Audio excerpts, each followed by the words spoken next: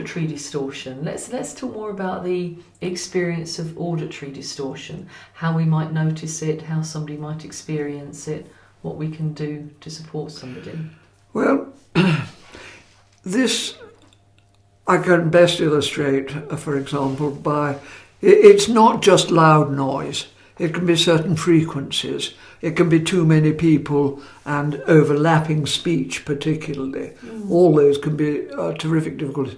I saw a boy, he was about 8, and he was climbing onto tables and jumping off onto his head, so that he had 4 people to try and prevent him basically killing himself, you know, because they were terrified he was going to fracture his skull.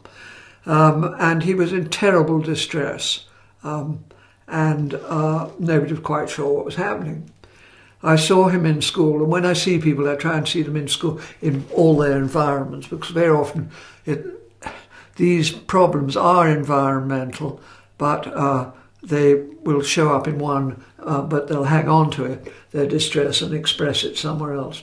Anyway, this boy came into school, where I first saw him, and he had a total sort of meltdown or autonomic storm for about an hour.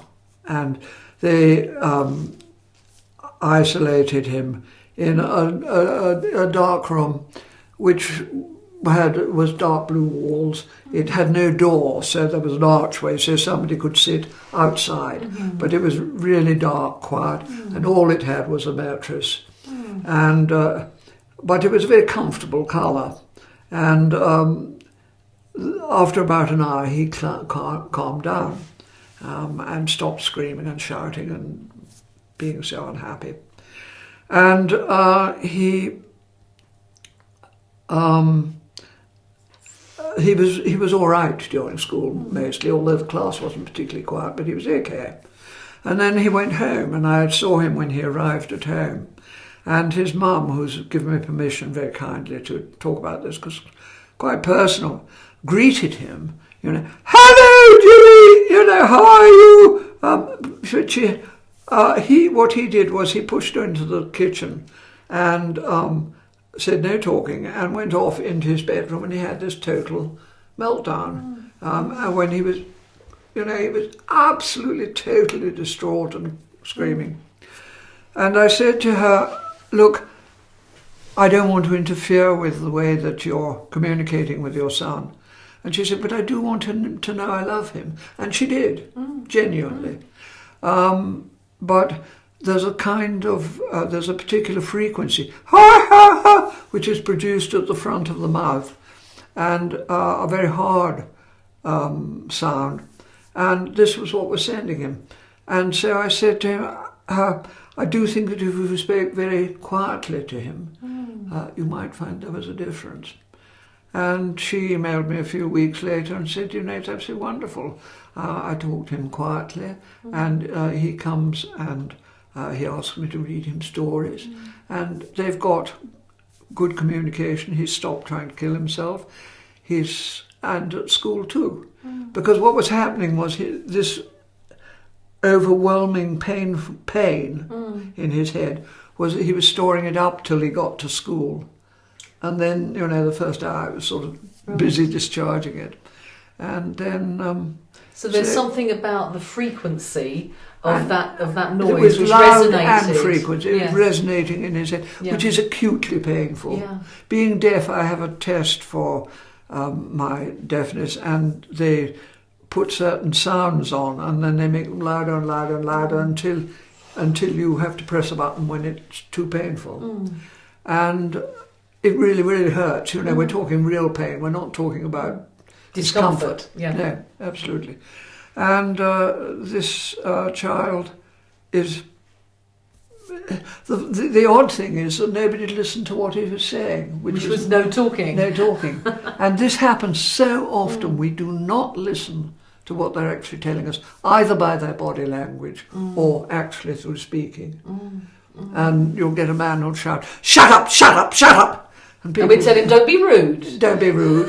And actually what he's trying to say is, "Please, will you speak to me quietly?" And actually, as a general rule, it is a good idea to speak quietly to people with autism. And I'm lucky because my voice is very low, and it's these high frequencies which are produced at the front of the mouth. You can actually get people to think about speaking from the back of their mouth, and immediately it's softer. So that it's quite hard because you have to think about it for a fortnight, but it does becomes nature. Nature, yes. So that can help. So we're trying to reduce the input, which is painful. But there is something else that helps now, and that's these Bose headphones. These are Bose headphones 25 noise reduction headphones. They're designed for helicopter pilots so that they can talk over the engine noise to each other. What they do is they cut out 80% of the background noise, the sort of hums. And if you listen carefully, there's almost always something which is in the background, which is humming away. Because what they can't do is they can't filter out the unnecessary stuff and just listen to the local stuff. But with these, they can just hear the local stuff and none of the background. And it's proving extraordinarily effective with a number of children. A child who is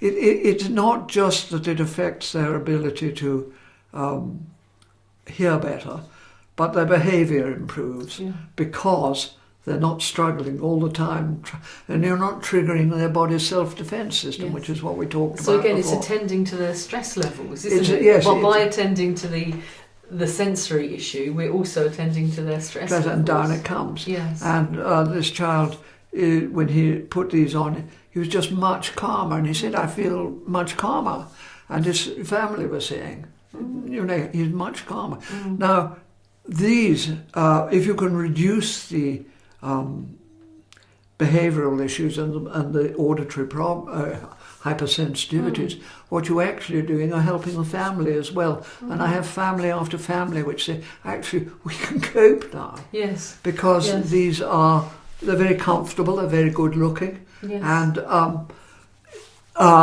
if you use them, you do need fresh batteries. So you're actually probably going to need rechargeable batteries as well, so that you can put in fresh batteries daily. Yeah. Oh, really? Yeah. Yes, because you don't ever run the risk. Yes, you don't ever run the risk of it going down. Yes, yeah. But many children will actually use them when they need them, and they'll take them off when they don't need them. And I had one child who had terrible problems, and he just wasn't functioning at all in school.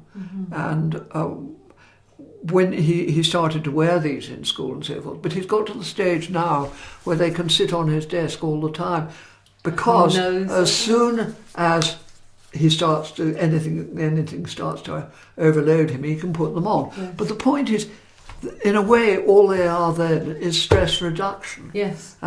Because he's not actually wearing them very much. But he knows that he can if he so again, his levels stress are down. And when his stress is down, his hypersensitivities are down. And I love that. he can also process other things more easily. Yes.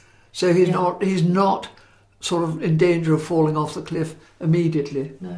Because by attending to one sensitivity, we are actually indirectly addressing all the behaviour, others. in fact. Yeah. And the fact that these work in a way that ear defenders that you get from hardware shops don't, is that they just isolate every sound. And they isolate the child. And you shouldn't use them according to the auditory training people, because the child may stop listening.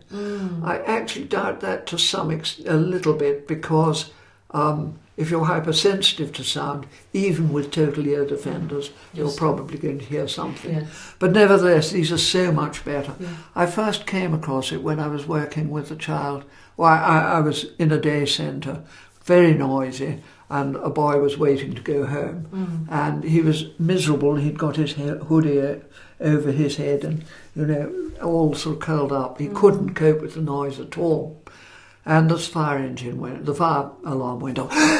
And he was he was obviously in pain. Fortunately, I had these on my lap and I passed them to him.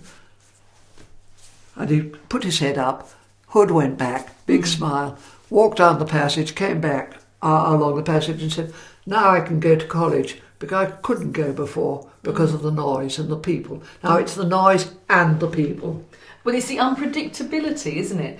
People make unpredictable noises. They move in unpredictable ways. They walk in unpredictable ways. It's not only that, it's the visual thing as well. You see, there's one on top of the other. When it reduces the stress, they can more easily process the visual things that are going around. Yes. So the unpredictability of people in all those sort of sensory fields actually becomes more bearable. I've got a number of children, well, quite a lot of children now wearing these in class. Yeah. The latest one will take them off when he's listening to the teacher, but put them on when he needs to concentrate and work on his own. Yeah. And many of them do seem to manage them very well. Yeah. And of course they look good. And an awful lot of kids are wearing these anyway these days. So it doesn't draw any attention. And most of them are pretty envious if you've got a pair of those headphones. Yeah. Now I know, I've had people say, but they're very expensive. Well, yes they are, but my goodness, so are services expensive. If you're in a school and you're having to provide extra staff to cope with that child with disturbed behaviour, or you're running an adult service and you're having to provide 2-to-1 staffing to help that person be safe, that can be a great saving in resources as well as making life so much better. And you can stop buying these big boards on the wall with corrugated edges, you know. These are £260 currently. Mm-hmm. They are really, really helpful to people with autism. Mm-hmm. We're watching a film later of you working with a young man. Tell me a little bit about his hearing issues that we'll be seeing, because he lived at Heathrow, didn't he? Pranville lives at Heathrow, yes, on the edge of the runway. And he is hypersensitive to sound. And in the film, you'll actually see him when the planes go over. This is what he does. And it's very clear that they are acutely painful and that the noise is a permanent source of worry. His behaviour is very, very distressed, and I'm asked to go and see him. But you will see him later on. Well, at this stage in making this film, it starts to rain, and it's actually quite a sound on the dormer windows, but we filter it out. We can filter it out because we have a very good filtration system which excludes certain sounds, anything which when we're focused on something. Yes, I can hear the rain on the window, but actually I'm giving far more importance to what you're saying. Exactly, so we focus on the thing which is important. But the problem for people with autism, and this is quite a good example, is they may not be able to filter out that sound. And so it's yet another thing that has to be processed. So it adds to the sensory processing difficulties. Yes.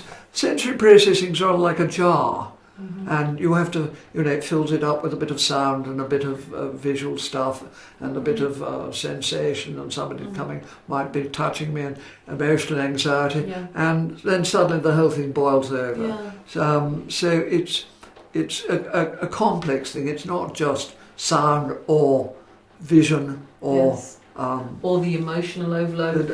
It's the whole lot. They are interwoven. Yeah. So for somebody, that rain on the might be just enough to tip them over. Exactly. Over the edge. It might be the straw that broke the camel's back, basically. Yes. Yeah. But we have to just learn to filter it out, basically. And we hope the viewers will do that too. Yes.